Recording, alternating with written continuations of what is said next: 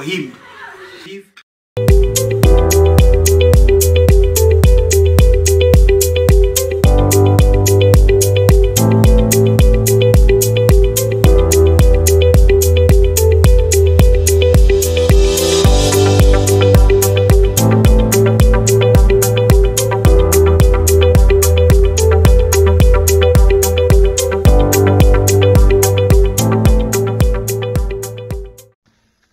Bonjour mes frères, bonjour mes sœurs, c'est votre frère Lincoln Imanda.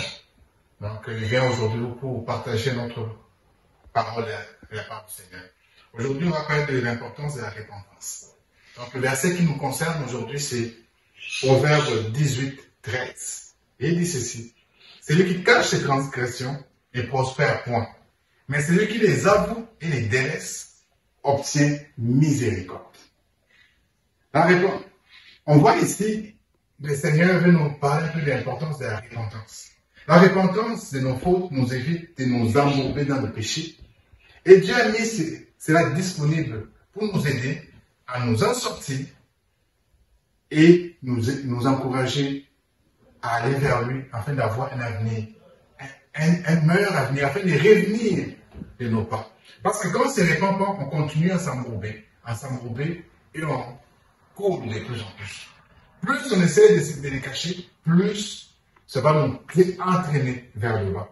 Et la tendance de nous, les hommes, depuis le jardin d'Éden, c'était de cacher nos fautes, cacher nos transgressions. Et Adam, c'était la première personne à avoir fait ça. Adam pêche. Au lieu d'aller vers Dieu, Adam se cache. Non seulement il se cache, mais il se fait des habits en faire des figuiers. Il fait des figuiers pour cacher sa nullité. L'unité parfois représente le péché, la transgression. Il fait ça pour cacher sa nullité, pour cacher ses transgressions. Pourtant, et ça ne l'a pas aidé. Ça a plutôt enfoncé. Et Dieu, par sa grâce, Dieu vient plutôt nous aider et nous encourage à avouer. Si tu avoues, moi je vais te restaurer, moi je vais te faire revenir. Et souvent, quand on entre dans cette attitude-là de cacher nos péchés, ça entraîne péché après péché. La belle histoire, c'est l'expérience de David. David a fait l'expérience avec Bathsheba, la femme de Uri. Premièrement, il convoite la femme d'autrui. Au lieu d'arrêter là, il cherche à aller avec lui au lit.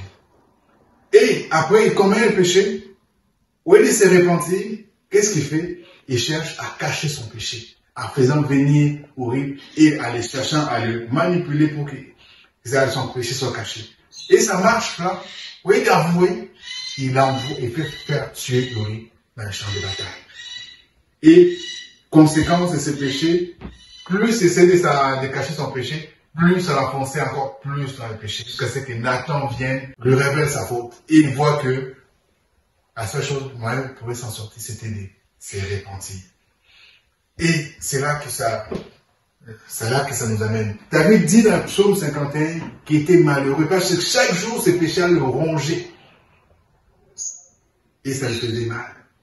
Plus il cherchait à le cacher, plus ça l'étouffait, ça lui faisait mal. Et la Bible nous encourage à avouer nos péchés afin d'obtenir miséricorde. Tous les versets d'aujourd'hui, dans Proverbe 28, 13. Il dit ceci. Celui qui cache ses transgressions ne prospère point. Mais celui qui les avoue et les délaisse obtient miséricorde.